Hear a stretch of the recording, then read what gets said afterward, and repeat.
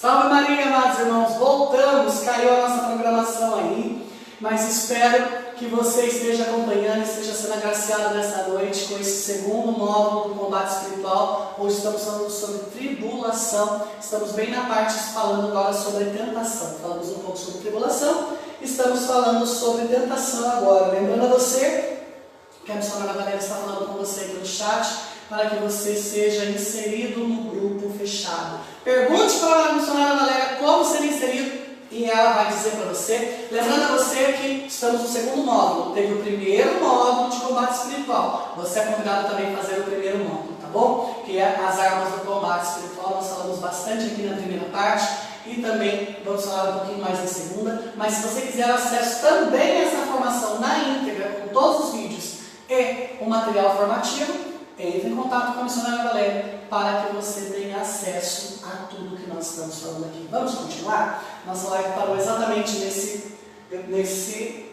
slide. Nós vamos continuar aqui. Estamos estudando um pouquinho agora sobre a tentação de Eva. O espírito humano de Eva estava sendo atraído, estamos lendo Gênesis 3, tá bom? Você que está chegando agora.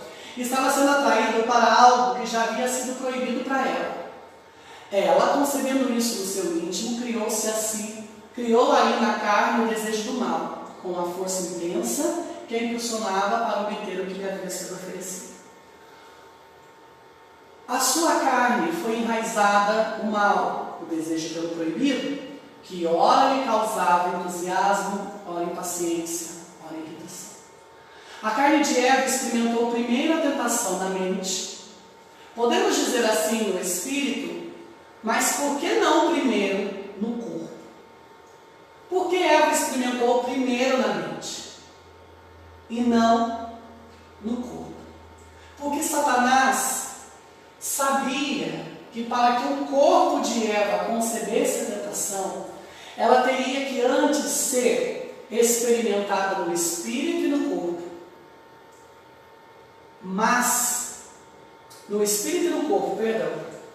O espírito e o corpo seria apenas consequência do que a mente dela já havia experimentado, já havia decaído. Então, o espírito humano de Eva é a mente de Eva. Eva experimentou primeiro na mente, para que depois que ela cometesse com o corpo, que ela fosse até o corpo e tivesse a atitude de tomar a maçã e comer, o seu corpo e a sua mente estariam unidos num só. Porque a sua mente pensou e ela agiu. Acontece aquilo que o ditado popular vai dizer: mente vazia, oficina do diabo. Então o diabo a atraiu para algo que era proibido. Ou seja, a serpente não. Ela viu que era proibido a maçã, assim como eu estou vendo aqui a minha garrafa de água. Ela viu que era proibido a garrafa de água.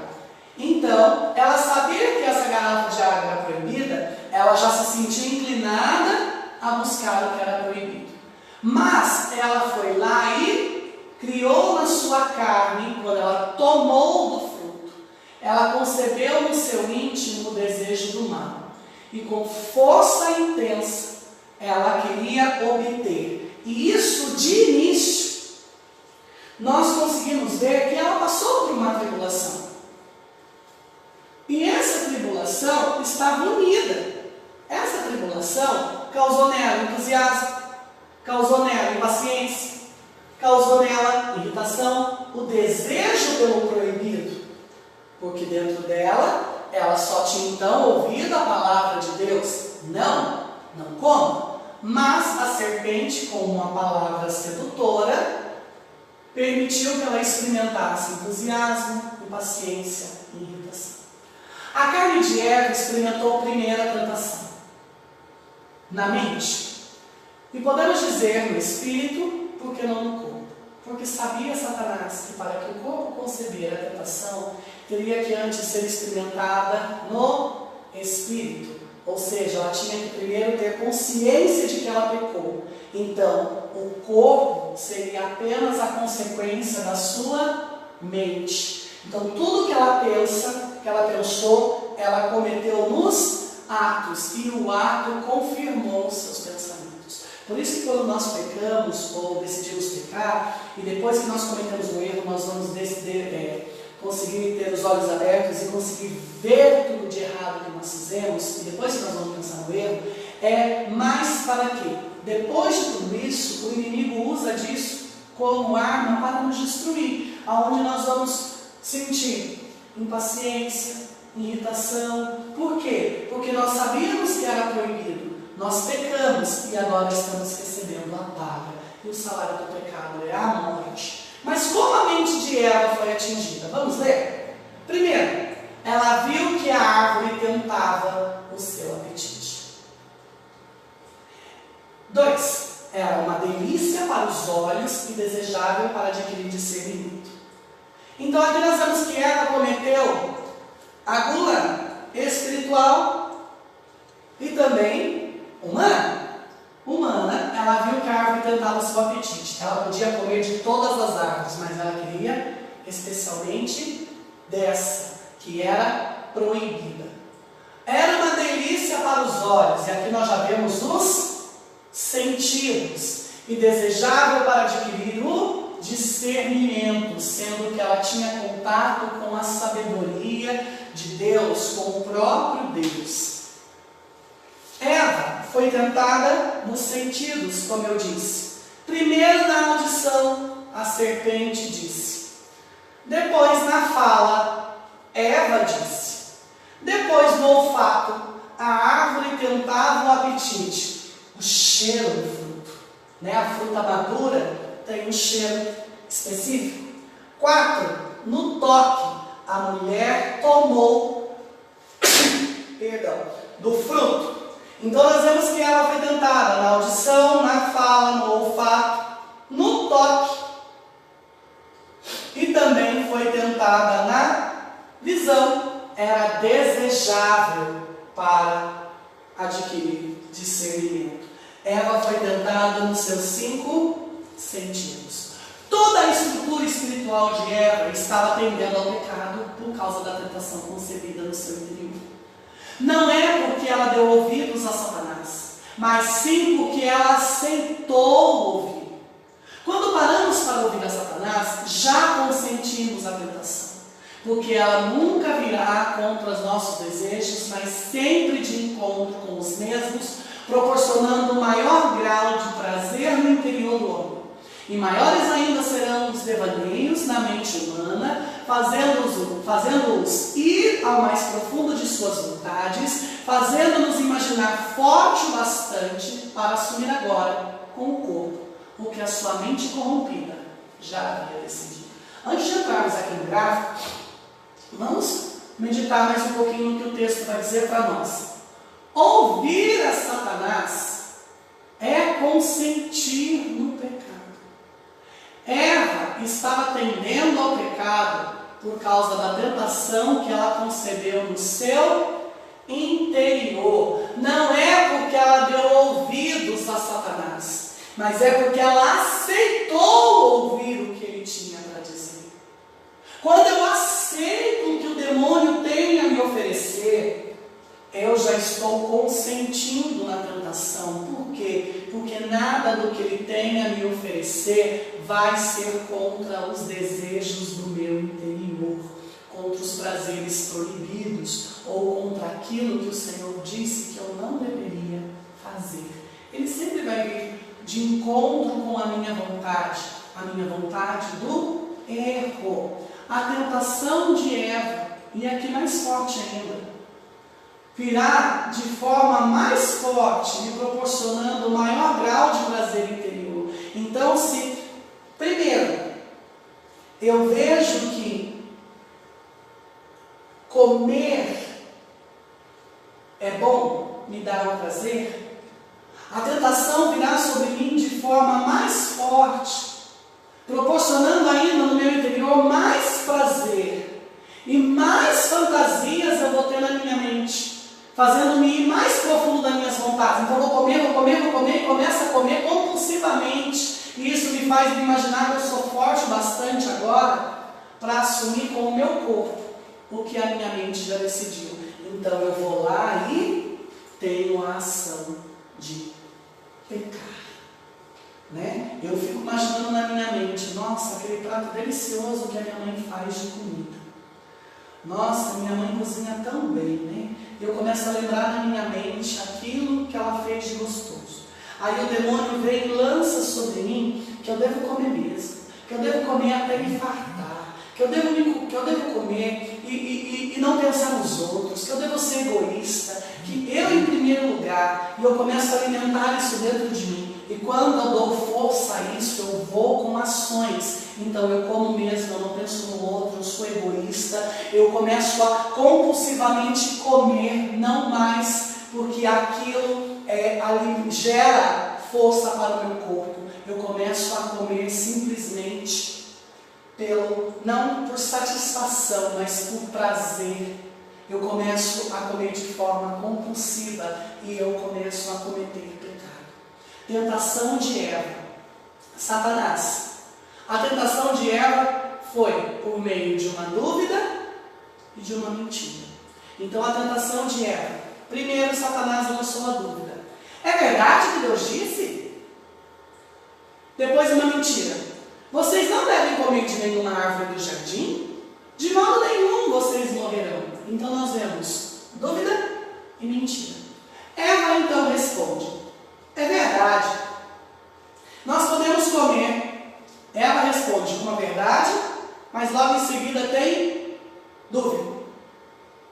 A verdade de Eva: nós podemos comer do fruto da árvore do jardim.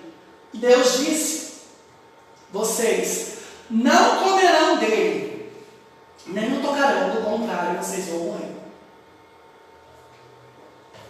A dúvida de Eva. Então a mulher viu que a árvore encantava o apetite, era uma delícia para os olhos, desejável para adquirir discernimento. Pegou o fruto, comeu. Depois deu também ao seu marido que estava com ela e também ele comeu. A mentira, a mentira é pecado. Mas a dúvida é um pecado contra a fé. Então nós precisamos confessar o pecado da dúvida. Ela é um pecado, a dúvida, o Catecismo da Igreja Católica vai dizer que é um pecado venial. E sendo um pecado venial, precisa ser reparado, né? Então nós vamos ver que o demônio tentou Eva primeiro com a dúvida e depois com a mentira, mas Eva rebateu com a verdade, mas ficou com a dúvida. A tentação constitui então um assalto ao nosso corpo espiritual, roubando-lhe tudo o que é bom, deixando-lhe a dúvida de quem somos e nos impulsionando a ser o que jamais seremos. Olha que profundo isso aqui. A tentação constitui um assalto no nosso corpo espiritual. Ou seja, o demônio tentou Eva para roubar as suas virtudes e tudo aquilo que de bom tinha no seu interior. Roubou o que era bom, deixou dúvida. Devo ou não devo obedecer a Deus? Dúvida de quem ela era. E impulsionou ela a ser o que ela jamais seria, ser como Deus. A tentação de Jesus. A tentação de Jesus foi bem diferente da de Eva. Mas seu fim último tinha o mesmo objetivo, a morte. O tentador, aquele que desperta o desejo, né? Isso é tentador. Prepara a armadilha segundo o coração da sua vítima e segundo as suas forças humanas e espirituais. Ele não lança simplesmente a tentação por lançar, pois se assim fizesse, não teria fruto algum em suas artimanhas. Em Jesus, o tentador não utilizou as mesmas palavras que usou com ela. Lá ele tentava alguém a ser como Deus. Já com Jesus, ele sabia que quem tentava ali era o Filho de Deus encarnado. Vejamos. Então a tentação de Eva foi diferente e é diferente da tentação de Jesus. Porque Eva queria ser como Deus. Já Jesus era Deus. Evangelho de São Mateus, capítulo 4. Então, o Espírito conduziu Jesus ao deserto para ser tentado pelo diabo. Jesus jejuou durante 40 dias e 40 noites, e depois disso sentiu fome. Então o tentador se aproximou e disse a Jesus: se tu és o Filho de Deus, manda que essas pedras se tornem pães. Notemos aqui, amados, que o Espírito conduziu, o Espírito Santo. É como se o Espírito Santo soubesse que ali estava alguém capaz de vencer as tentações e o tentador. Pois, na luta contra a tentação lançada sobre nós, deve nos levar tão somente a superar o desejo proibido que nos é apresentado a ponto de vencê-lo em nós de uma forma que o tentador não terá como mais usar tal tática contra nós. Por isso, portanto, sejam submissos a Deus, resistam ao demônio e ele fugirá de vós. Tiago, capítulo 4, versículo 7. Notemos que o Espírito Santo conduziu Jesus a um lugar que se chama deserto. O que é o deserto? Região árida, em que se é quase absoluta ausência de vida. Desabitado, vazio, pouco frequentado, solitário, abandonado. Esse lugar havia uma característica específica, pois era um lugar onde se poderia ficar só em todos os sentidos. Tanto de pessoas quanto animais, plantas, enfim. Neste lugar, como seu nome nos descreve, é inabitável por qualquer espécie de vida. Jesus então vence em sua primeira tentação, o deserto. Vivendo ali 40 dias, pode-se então trazer vida àquele lugar solitário.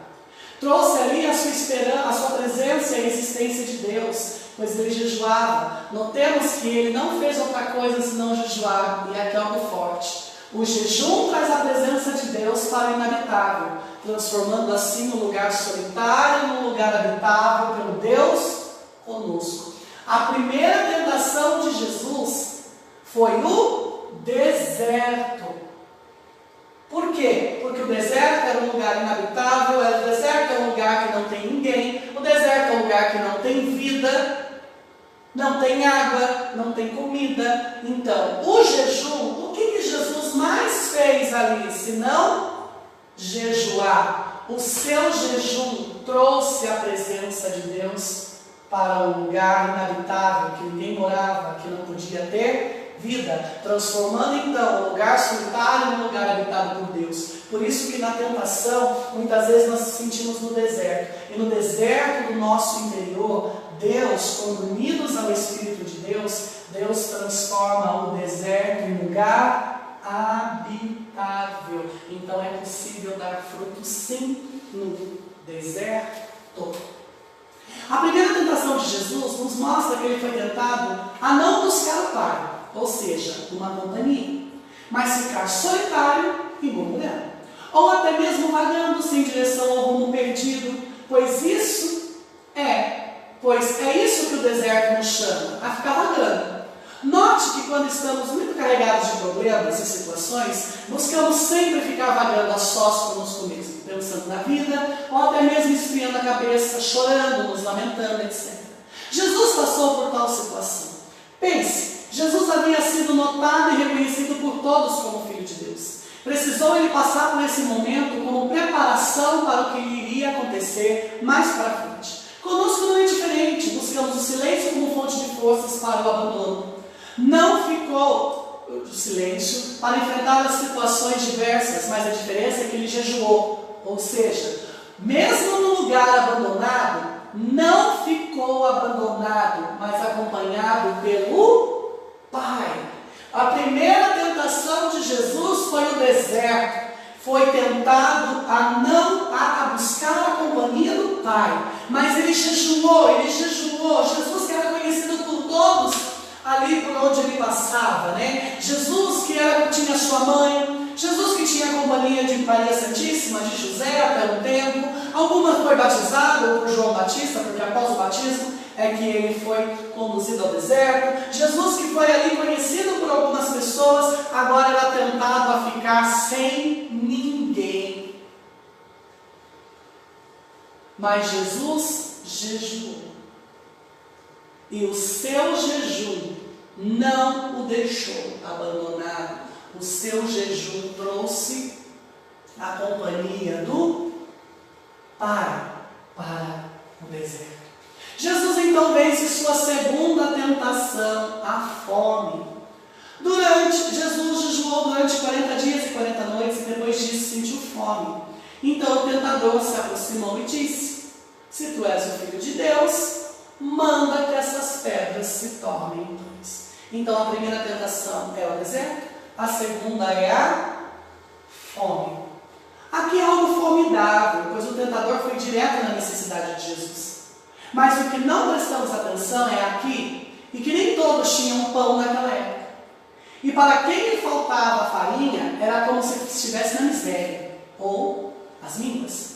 Por isso o diabo ordenou que Jesus transformasse em pão as pedras, não somente para matar a fome de Jesus, mas também para tirá-lo da miséria, demonstrando assim a sua superioridade ante aquela situação causada pelas contrações do seu estômago. Jesus estava com fome, a tentação da fome. Manda que as pedras se tornem pão. Satanás tentou ali despertar um apetite devorador em Jesus, a ponto de devorar suas vontades, incitando em Jesus o pecado da gula ao lhe oferecer várias pedras, como se Jesus tivesse um apetite voraz, que necessitasse de muito para se saciar sua fome. E a resposta de Jesus foi direta. E Jesus respondeu: a Escritura diz, nem só de pão vive o homem, mas de toda a palavra que sai da boca de Deus. Jesus deu a resposta ao tentador, que não eram as pedras transformadas em pães que saciariam a sua fome, mas a sua fome já fora saciada pelo jejum no deserto, na sua primeira tentação. Ele jejuou, o Pai veio acompanhar, e a palavra que sai da boca de Deus no jejum alimentou o Senhor, para que ele não caísse na segunda tentação. Está vendo que quando você vence uma tentação, vem outra, mas a força que você adquiriu em uma te ajuda a superar a outra? Vamos continuar? Versículo 4. Jesus respondeu: a Escritura diz, nem só de pão vive o homem, mas de toda a palavra que sai da boca de Deus. Jesus sabia que o homem não precisava de muito para viver, que não havia grande necessidade de possuir alimentos perecíveis, pois tudo isso passa. Também sabia que o diabo queria incitar a pobreza, mas não esperava o tentador tal resposta. Como quem diz: é verdade, o homem precisa de pão para viver, mas ele precisa mais da palavra que sai da boca de Deus, pois ela é capaz de proporcionar o pão de cada dia. O pão físico, mais que isso, o pão espiritual, que é o próprio Jesus. O tentador não poderia tentar Jesus com o alimento da vida, como fez com Eva, pois estava diante daquele que daria a vida a todo aquele que crescia. Jesus tinha maior vontade de cumprir a vontade de Deus do que matar sua fome, a ponto de responder: antes de tudo, está escrito. Ou seja, o verdadeiro alimento de Jesus era a palavra da boca de Deus, escrita aos homens e vivida por ele. Ele se alimentava do Espírito e Deus o concedia a vida. A primeira lembrança causada em seu espírito humano foi de se lembrar das Escrituras, pois elas estavam gravadas em seu coração, e gravadas no seu coração tinha a força de testemunhar: está escrito, porque foi escrito em mim. Então Jesus passou pela tentação. A tentação gerou nele a tribulação, mas a tribulação foi vencida quando ele se lembrou da palavra. E se lembrando da palavra, ele pôde ferir a tentação. Está escrito, porque fora gravado no meu coração, porque fora gravada em mim. Porque esta é a aliança que eu firmarei com a casa de Israel. Depois daqueles dias, diz o Senhor, na mente imprimirei as minhas leis, também no seu coração as escreverei. Serei o seu Deus e eles serão o meu povo. Jeremias 31, 33. Essa palavra se cumpriu em Jesus, quando o Senhor, ao enviar Jesus, firmou aliança com a casa de Israel. E depois da vinda do Senhor, o Senhor viria, imprimiria a sua lei no nosso coração e escreveria também nas nossas mentes. E ele seria o nosso Deus e nós seríamos o seu povo. E nós vemos isso se cumprir com exatidão em Jesus. Jesus venceu então a terceira tentação, a soberba. Primeira tentação, deserto. Segunda tentação, fome. Terceira tentação, soberba.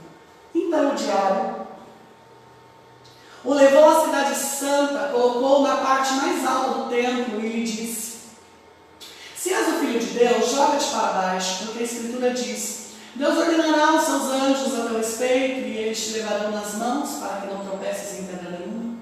Notemos aqui que o diabo tentou Jesus em seu próprio pecado, fazendo buscar um lugar mais alto, assim como ele pensava.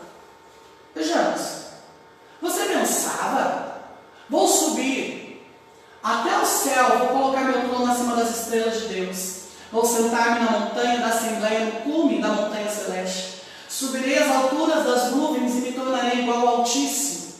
E agora está você precipitado na mansão dos mortos, nas profundezas dos abismos. Isaías 14, 13 a 15.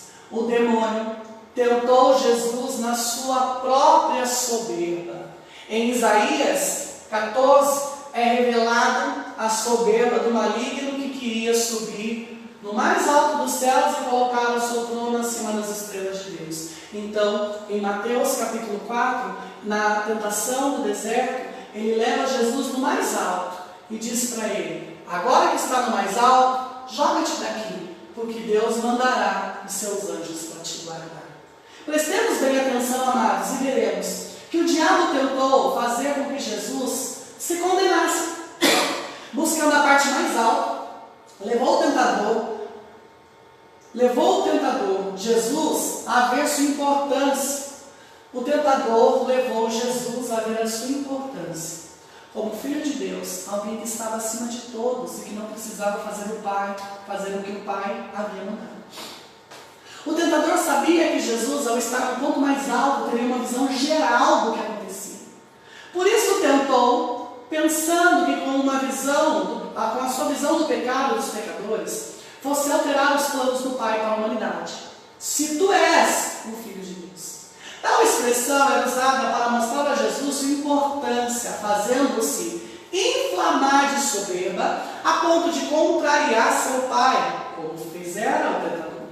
Queria ele criar em Jesus um misto de medo e dúvida ao dizer: se tu és o Filho de Deus, ele ordenará aos anjos a seu respeito, como quem diz: se ele não fosse o Filho de Deus, nada faria. Satanás não percebeu, mas com essas palavras ele deu mais força ainda à resposta de Jesus. Vendo Jesus a postura do tentador, sabia que ele, se decidisse fazer o que lhe era proposto, ele não precisaria se jogar de cima para baixo, mas sabia que essa atitude o fazia com ele como quem fez Satanás. Não precisou ele se atirar na mansão dos mortos. Ele foi precipitado pela sua decisão, que não lhe deixou escolha. Ou melhor, fez o que ele mesmo havia escolhido para si.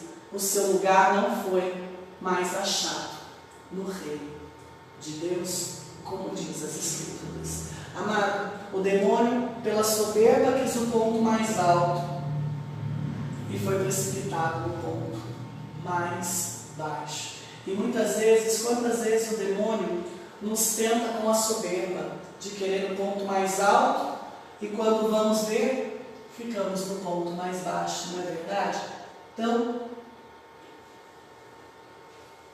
nós precisamos discernir o que é tentação do que é tribulação. Não importa o que vem primeiro ou o que vem segundo. O que importa é que um frutifica, nos faz frutificar para as virtudes que nos levam à vida, e o outro nos faz frutificar para a morte. Jesus respondeu. A Escritura também diz: não tente o Senhor seu Deus. Jesus sabia que a maior queda era tentar a Deus. Quando procedemos tentando a Deus com nossos desejos, Deus se afasta de nós, deixando-nos com nossos pensamentos e nossa mente obscurecida pela soberba. Deus sabe do nosso potencial em relação às decisões, tanto boas quanto más. Mas mesmo assim nos deixa responder às tentações, buscando Ele em tudo nos ajudar, esperando apenas de nós um pedido de ajuda. Jesus então vence a quarta e última tentação, o conhecimento de Deus. Então, vamos relembrar as 4 tentações aí antes de falar da última. Jesus foi tentado no deserto pela busca de reconhecimento dos homens de quem ele era. Depois, na fome de conhecer a Deus, de saber das coisas de Deus e também dos alimentos criados, tentado na gula. Depois, Jesus foi tentado na soberba. A segunda tentação, podemos colocar a tentação dos sentidos, que o paladar faz parte dos sentidos. Depois foi tentado na soberba, buscar o ponto mais alto, o reconhecimento, a glória, a honra. E por último, tentado no conhecimento de Deus. O diabo tomou, versículo 8, o diabo tornou a levar Jesus agora para um monte muito mais alto. Mostrou-lhe todos os reinos do mundo e suas riquezas. O tentador conseguiu detectar o conhecimento de Jesus e que ele tinha a respeito do Pai das Escrituras. Por isso, novamente, levou ele para um ponto mais alto. Agora, não para ver os pecados dos pecadores, mas para ver as riquezas. Notemos que no pecado, na tentação da soberba, o demônio leva Jesus num ponto alto, onde ele consegue ver ali as cidades e os pecadores. Agora, na última tentação do conhecimento de Deus, ele leva Jesus num ponto mais alto para que ele consiga ver as riquezas. Porque as riquezas eram um ponto de muita queda na humanidade, desde sempre. A busca pela riqueza impõe poder na sociedade debilitada por falta de governantes dignos do poder e do governo. E quantas vezes nós não queremos a busca pelo dinheiro? E o próprio Jesus diz, não podeis servir a Deus e ao dinheiro. E aqui também era a tentação sobre o conhecimento de Deus, porque as Escrituras dizem que ele é o dono do ouro e da prata. Então Jesus, ao ceder a tentação de querer o ouro, querer ser muito poderoso, também era uma forma de tentar a Deus, de querer ser maior do que Deus, como o inimigo quis ser, e foi expulso do céu. O tentador viu em Jesus alguém capaz de liderar o povo. Tentou a se corromper pelo dinheiro, deixando a cruz de lado, ou seja, um projeto em prol de todos, para realizar seus projetos pessoais. Tentação do conhecimento de Deus. O demônio nos tenta deixar um projeto que é em prol a todos para realizar os meus projetos pessoais. Projetos de Deus que vão beneficiar a mim, minha família, meu futuro, minha vida social, minha vida espiritual, afetiva, sexual, minha saúde, enfim, todos os estados da minha vida eu deixo, em vez de fazer em prol de todos, eu deixo para realizar os meus projetos pessoais. Jesus, para conseguir as riquezas, tinha que primeiro amar o extremo dinheiro e as riquezas, que não eram o seu foco, pois seu amor que direcionava ao Pai e a sua obra. Percebendo isso, o tentador foi além, e aqui para mim a maior tentação de todas. Ele disse, versículo 9, eu te darei tudo isso se ajoelhares diante de mim para me adorar. Sempre foi o desejo de Satanás ser adorado, como vimos em Isaías 14, 13 e 15. Ele sempre quis estar acima de Deus, pois só aquele que está acima pode receber a adoração. Enganou-se aí o tentador. Aquele que está acima não é digno da adoração. Digno de ser adorado não é o que está acima, mas sim aquele que foi colocado acima devido às suas ações e como resposta é adorado pelo que se é e não pelo que se tem. Então o inimigo tentou Jesus no conhecimento de Deus, em saber ele se Jesus sabia quem Deus era e não o que Deus tinha. Por isso levou ele num ponto alto para ele ver as riquezas. Ele conseguia ver que o Senhor era dono do ouro e da prata, mas também Jesus sabia que Deus é o amor. Deus é amor. Mas o demônio viu em Jesus alguém que era capaz também de liderar um povo. Isso só é possível, agora lembrando das épocas da eleição, é possível somente liderar um povo, querido. Uma pessoa que não serve ao dinheiro, que serve a Deus. E aqui nós vemos, não é adianta nós amarmos a riqueza e deixarmos de perdermos o nosso foco. O demônio tentou corromper Jesus pelo dinheiro, fazendo deixar a cruz. Hoje os nossos governantes estão deixando a população, que é a cruz. Ou seja, um projeto em realização em prol de todos, para a realização de projetos pessoais. Então nós vemos a tentação do conhecimento de Deus, porque aquele que conhece a Deus, dá a Deus o que é de Deus, e dá a César o que é de César, dá ao povo o que é do povo. E o demônio se enganou, achando que o que está acima é digno de adoração. Então ele levou Jesus para um ponto mais alto. Primeiro ponto, ele levou Jesus à tentação da soberba para que Jesus visse os homens e visse as cidades. Mas, por último, mais acima ainda, ele fez com que Jesus se visse tão acima de tudo e de todos, que ele se achasse digno de adoração. A ponto dele dizer que o digno de adoração é não aquele que está acima, mas aquele que foi colocado acima devido às suas ações. Ou seja, ele exalta o humilde e rebaixa o soberbo. Depõe dos tronos poderosos e exalta os humildes com um canto magnífico.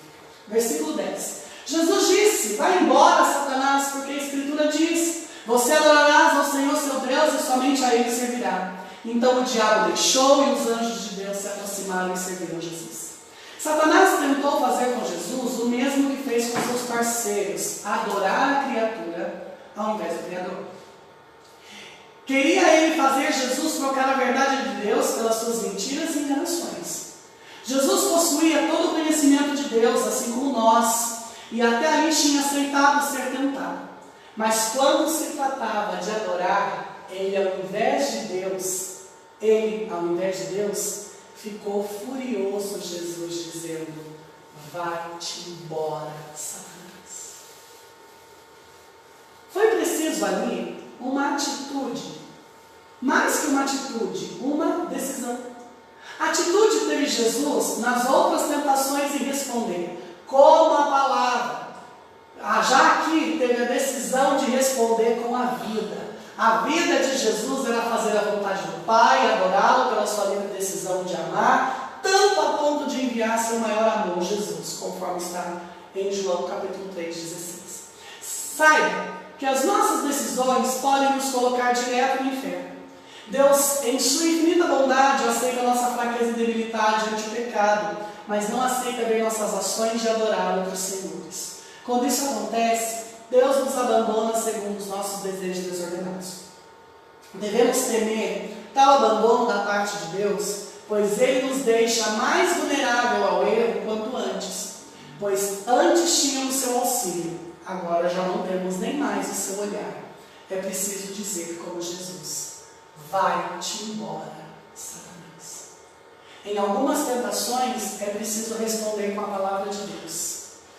Em outras, é preciso responder com atitude, com a vida. Em umas, você diz: está escrito, você até consegue rebater. Já em outras, você precisará realmente colocar dar a mão à palmatória, oferecer a sua face, deixar que ele rasgue. E com a sua vida dizer: vai embora. Vai embora, eu aceito você me tentar em tudo. No deserto, na busca de pessoas, na fome, na busca de saciar meus sentidos, na soberba de me mostrar tudo. Mas quando se diz em tentar a Deus, vai-te embora, eu adoro somente o Senhor, meu Deus. Tentação de Jesus. Satanás, dúvida e uma mentira. Satanás tentou Jesus então com uma dúvida e uma mentira. Lembra em Eva? Eva também foi com uma dúvida e uma mentira. Vamos ver agora a tentação de Jesus. A dúvida: se tu és o Filho de Deus, manda que essas pedras se tornem pães e joga-te daqui para baixo. Dúvida: se és o Filho de Deus. A mentira: ele disse: eu te darei tudo isso se te ajoelhares diante de mim tentação do demônio com a verdade. Lembra que Eva também combateu com a verdade, mas ficou a dúvida? Jesus combateu com a verdade. A Escritura diz, não só de pão vive o homem, mas de toda a palavra que sai da boca de Deus. A Escritura também diz, não tente o Senhor teu Deus. E também diz, você adorarás o Senhor seu Deus, e só Ele prestará culto. Amados, nós chegamos ao fim dessa formação. Viu a diferença da tentação de Eva para a tentação de Jesus? Nós falamos hoje sobre tribulação e eu confesso a você, foi uma alegria escrever essa formação. Parte dessa formação faz parte do livro, né, que eu estou escrevendo sobre, é um pequeno tratado sobre tribulação e faz parte de todo esse conteúdo e eu creio que tenha agraciado a sua vida como me agraciou escrever todo esse conteúdo. Quero agradecer você que ficou conosco até agora. Quero pedir perdão pela queda da live aí, pela queda da internet, para continuar essa segunda parte. A intenção era fazer um vídeo só, porém está em duas partes. Se você, quero dizer a você, se você deseja fazer essa formação, entre em contato conosco para você ter acesso a todos os vídeos dessa formação e ao material formativo. Lembrando também que você pode fazer ainda a formação do primeiro módulo, as armas do combate espiritual. Para você também ter acesso a todos os vídeos e a apostila, entre em contato conosco, tá? Você não vai encontrar esses vídeos aí no YouTube, você não vai encontrar esses links, você pode ver aí que todas as formações, ela é postada e depois ela é feita ao vivo, aberta para todos, e depois ela é colocada num grupo fechado, aonde só quem está inserido nesse grupo vai ter acesso à formação e ao material formativo. Então, é preciso, se você aí que é pregador, formador, você que é de cura e libertação, intercessão, você que talvez não tenha ministério nenhum, mas é uma pessoa de oração, você quer ter acesso a todo esse conteúdo, entre em contato conosco. Lembrando a você que domingo, a partir das 8 horas da manhã até as 5h30 da tarde, nós temos formação mariana, a consagração dentro da Mariologia. Você que é consagrado pelo método de São Luís de Montfort ou por qualquer outro método de consagração, é o nosso convidado a estar participando conosco aqui o dia todo no domingo, para ser cheio da graça de Deus, para louvor e honra e glória da Santíssima Virgem Maria. Deus abençoe você grandiosamente, obrigado a você que ficou conosco. Lembrando você também que a partir do mês que vem, a partir do dia 1º de outubro, nós vamos estar abrindo um grupo, né? Nós vamos abrir um grupo no Facebook para aqueles que desejarem ser sócios da comunidade missionária Chamas Abrasadoras. Aquele que quer contribuir que essa obra continue. Você que me assiste agora, nós precisamos adquirir um telefone para bem poder estar fazendo essa live. Então esse telefone foi adquirido na fé. Nos ajude essa obra a poder pagar a dívida, né, as prestações desse telefone, para que nós consigamos juntos na presença de Deus, pagarmos esse telefone, para que nós consigamos ficar sem dívida nenhuma. Nossa obra, ela vive da providência de Deus e conta com a ajuda de almas benfeitoras como você, como bem aqueles que você compartilhou esse vídeo, que foram agraciados e são agraciados todos os dias pelas programações que a comunidade missionária Chamas Abrasadoras faz. Tendo aí o programa Combate e Oração, tendo aqui as formações dessa semana, tendo o programa das mulheres, o programa das finanças, enfim, programa mariano, tantos programas que você que já conhece o nosso trabalho sabe que nós realizamos aqui na comunidade missionária Chamas Abrasadoras. Deus abençoe a sua vida. Quero dizer mais uma vez, eu trouxe um papelzinho aqui para falar de 4 maneiras de como você fazer missão. Então, a primeira é orando pela comunidade missionária Chamas Abrasadoras e também os seus missionários. Então, eu quero convidar você a colocar a comunidade missionária Chamas Abrasadoras, missionária Rafael, missionária Valéria e todos os outros missionários da comunidade, as Chamas Abrasadoras espalhadas no mundo inteiro, para que eles sejam agraciados pelas nossas orações. Depois quero pedir a você que compartilhe tudo aquilo que a comunidade postar na internet. Compartilhe os vídeos, as lives, as formações, as apostilas, o material de evangelização. Ajude-nos a conseguir mais sócios e outras pessoas. Depois, indo em missão, você que quer ser um missionário, fique ligado que nós vamos abrir vocacionado, formações para novos membros da comunidade missionária Chamas Abrasadoras, você que tem o chamado de ir para o Brasil afora, não só pregar, mas também formar, porque fazer missão não é só pregar, é formar, é levantar a cruz de Cristo em territórios que Jesus ainda não alcançou. E quantas almas precisam conhecer Jesus, não é verdade? E por último, eu quero convidar a você a ser um missionário contribuindo com a comunidade Chamas Abrasadoras. Forma de você contribuir é não só você fazer o seu depósito, mas é você também adquirir um material de formação, adquirir um livro, conseguir pessoas que adquiram livros de formação, apostilas, CDs, DVDs de pregação e tantas coisas que a comunidade missionária Chamas Abrasadoras tem a oferecer. E eu creio que a missionária Valéria não perdeu tempo e colocou o link aí da lojinha do material de evangelização, onde você encontra todas as apostilas, livros que foram escritos aqui pelos missionários, testemunho, meu testemunho, testemunho da missionária Valéria quando estivemos na Canção Nova, pregações, enfim, grandes coisas para o seu crescimento espiritual. Bom, já falei bastante, preciso chupar uma pastilha porque a minha voz está acabando.